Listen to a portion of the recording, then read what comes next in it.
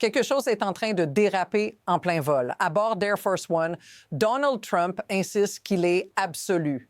Mais dans le même souffle, il parle de poursuites, de complots et de gens qui auraient voulu le détruire. C'est ça, la contradiction. Si ces fichiers le blanchissent vraiment, pourquoi cette nervosité publique? Pourquoi cette urgence de contrôler le récit? Fact, dans l'extrait, Trump déclare I was told by some very important people that not only does it absolve me. Fact. Son nom apparaît plus de 5000 fois dans les documents évoqués. Et pendant que ces révélations circulent, il menace déjà de probablement poursuivre Wolf. Mais voici la partie que personne ne dit à voix haute. Ce n'est peut-être pas ce qui est sorti qui compte le plus, c'est ce qui pourrait encore arriver ensuite, parce que si tout cela n'est que le début, alors la suite pourrait tout faire basculer. La suite, bien plus inquiétante. Ces fichiers ne se contentent pas de relater des faits, ils sont un tourbillon de révélations qui secouent déjà l'administration Trump. Mais ce qui est encore plus choquant, c'est ce qui reste dans l'ombre. Des millions de pages sont toujours gardées secrètes, des documents qu'on imagine bien plus explosifs que ceux déjà rendus publics. Mais si tout ça vous semble déjà hallucinant, attendez de voir ce qui suit. Prenez par exemple l'élection spéciale au Texas le 31 janvier, un événement sur lequel Trump avait misé, soutenant avec ferveur le candidat républicain. Et pourtant, dans un district qui était un bastion républicain depuis 1991, un démocrate a fait une percée inattendue. Ce résultat, c'est un signal clair. C'est ce qu'on appelle un renversement qui fait trembler les bases. Et là, voilà la vraie question. Quel effet cela aura-t-il sur les élections à venir? Pourquoi cette panique dans l'ère de Trump, alors que les révélations sur les documents ne font que commencer à émerger? Ce n'est pas juste un événement isolé, c'est une partie d'un jeu bien plus grand. Mais attendez, il y a plus. Voici où ça devient encore plus sombre. Trump a été lié à des pratiques qui vont bien au-delà de ce qu'on imaginait. Des accusations de deals secrets, des transactions qui mettent en jeu la sécurité nationale des États-Unis. Fact, un accord avec la famille royale d'Abu Dhabi aurait permis à Trump de donner des technologies sensibles à des alliés étrangers en échange de centaines de millions de dollars.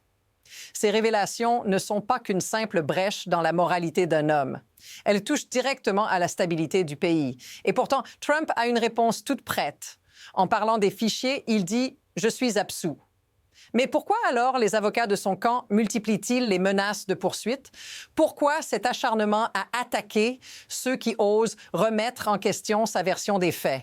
Michael Wolff, un journaliste qu'il menace maintenant de poursuivre, semble devenir le bouc émissaire idéal dans cette tourmente. Voici la partie que personne n'a encore vraiment mesurée.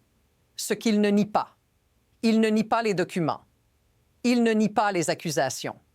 Ce qu'il fait, c'est utiliser chaque révélation pour détourner l'attention. Et pour détourner l'attention, il a recours à une autre technique, déplacer la bataille sur un autre terrain. Ce n'est pas une simple question de culpabilité, mais de contrôle total du récit. Et pendant ce temps, la pression sur lui monte. Chaque jour qui passe révèle un peu plus. Les pièces du puzzle commencent à s'imbriquer d'une manière inquiétante. Pendant qu'il panique, Trump semble avoir une stratégie. Faire tout ce qui est possible pour détourner l'attention. Mais ce qu'il ne réalise pas, c'est qu'il est en train d'accumuler des preuves accablantes. En fact, le nom de Trump apparaît dans des déclarations où des victimes allèguent des menaces de mort, des abus physiques et sexuels. Un témoin, utilisant un pseudonyme, raconte comment Trump l'a menacée de disparition si elle osait parler de ce qu'elle avait vu dans les cercles proches d'Epstein. Ces accusations ne sont pas seulement terrifiantes, elles sont un cri d'alarme sur la manière dont le système entier a permis de couvrir ces abus pendant des années. Chaque dossier, chaque témoignage déposé dans ces documents montre un réseau bien plus vaste qu'un simple individu. Et ce réseau, il semble se renforcer avec chaque révélation. Mais voilà le point crucial, ces documents sont loin d'être tout. Ce qu'on ne vous dit pas encore, c'est ce qui est encore sous silence. Des pages entières manquent, des détails supprimés à la dernière minute. Pourquoi? Quelqu'un a-t-il peur que la vérité complète n'éclate? On entre dans une phase critique. Tout semble se dénouer, mais tout devient encore plus instable. Chaque nouvel élément qui émerge nous montre à quel point la situation se dégrade. Trump, face à l'effondrement de son image, multiplie les déclarations contradictoires. Fact. En parlant de l'affaire des technologies sensibles données aux Émirats, il semble ne pas comprendre la gravité de l'impact. Il minimise en disant « c'est une grande relation avec la Chine ». Mais ce n'est pas juste une question de relations internationales, c'est une question de sécurité nationale. Quand un ancien président peut donner accès à des technologies militaires cruciales, on ne parle pas de simples négociations commerciales. Mais attention, il y a un pivot ici. Vous vous rappelez cette élection au Texas? Vous pensez peut-être que ce n'était qu'un petit événement politique, mais si l'on y regarde de plus près, cette défaite inattendue est le signe d'un changement majeur.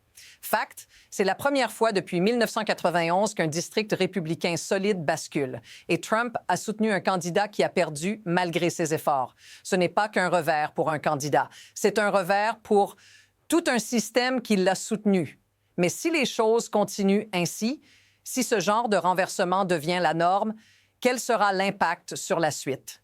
Et cette question nous mène directement à la tension qui monte. Que se passe-t-il si ce qui est encore retenu dans les documents finit par sortir? Maintenant, l'accélération est inévitable. L'étau se resserre, mais l'issue reste floue. Ce qui est en jeu ici, ce n'est pas seulement une bataille politique, c'est un test pour la stabilité même du système. Trump a déjà montré qu'il n'hésite pas à contourner les règles. Fact. En parlant de son IRS, il déclare être en train de négocier des accords avec lui-même. Le comble du cynisme, il prétend qu'une partie des millions de dollars issus de ses propres poursuites pourrait aller à des œuvres de charité. Mais derrière cette façade, il y a un calcul bien plus sordide. Et pendant qu'il se débat dans ce tourbillon juridique, l'Amérique se retrouve prise en étau. Ces révélations sur Epstein et ses réseaux d'influence font ressortir une vérité bien plus alarmante. Il existe un système qui protège certains coûte que coûte. Un système où les riches et les puissants peuvent jouer à des jeux dangereux en toute impunité. Mais voilà où ça devient percutant. Cette dynamique de pouvoir n'est pas isolée à une seule époque. Non, elle s'inscrit dans une longue histoire de manipulation et de corruption. Ce que nous avons sous les yeux, c'est une crise de confiance profonde, mais aussi une opportunité. Les documents qui arrivent en masse ne révèlent pas simplement des scandales, mais un système fragile qui pourrait bien s'effondrer si la vérité éclate en plein jour. Alors, quel sera l'avenir? Va-t-on enfin voir ces réseaux dévoilés? Et si cela se produit, comment réagira-t-on à ce qu'on va découvrir? L'ultime révélation était peut-être déjà là sous nos yeux. La fin de ce scénario ne sera pas écrite par un seul acteur. L'histoire de Donald Trump, de ses alliances et des secrets enfouis dans ses documents dépasse l'individu. Ce n'est pas qu'un ancien président contre des adversaires politiques ou des accusations. C'est la mise à nu d'un système mondial interconnecté où l'argent, le pouvoir et les secrets se mélangent. Un système où les règles ont été constamment réécrites pour protéger ceux qui ont les moyens de se défendre. Et voilà la question ultime. Qu'est-ce qui se passera si cette vague de révélations ne s'arrête pas là? Que se passera-t-il quand les documents manquants feront surface, les témoins se présenteront et que chaque pièce du puzzle montrera un tableau plus vaste et plus sinistre? Ce n'est pas une simple question de culpabilité individuelle. C'est un test pour toute la structure. C'est la fragilité d'un monde qui semble n'avoir été maintenu en place que par des jeux de pouvoir en coulisses. Ce qui arrive ensuite dépend de vous, de nous tous. Si vous croyez que ce système peut encore changer, que la vérité peut encore percer, vous n'êtes pas seul.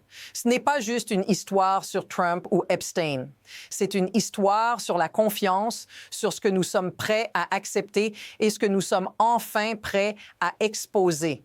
Si vous voulez suivre cette histoire jusqu'à la fin, n'oubliez pas de vous abonner pour plus d'analyses et de révélations. Ce n'est pas encore fini. Ce n'est que le début.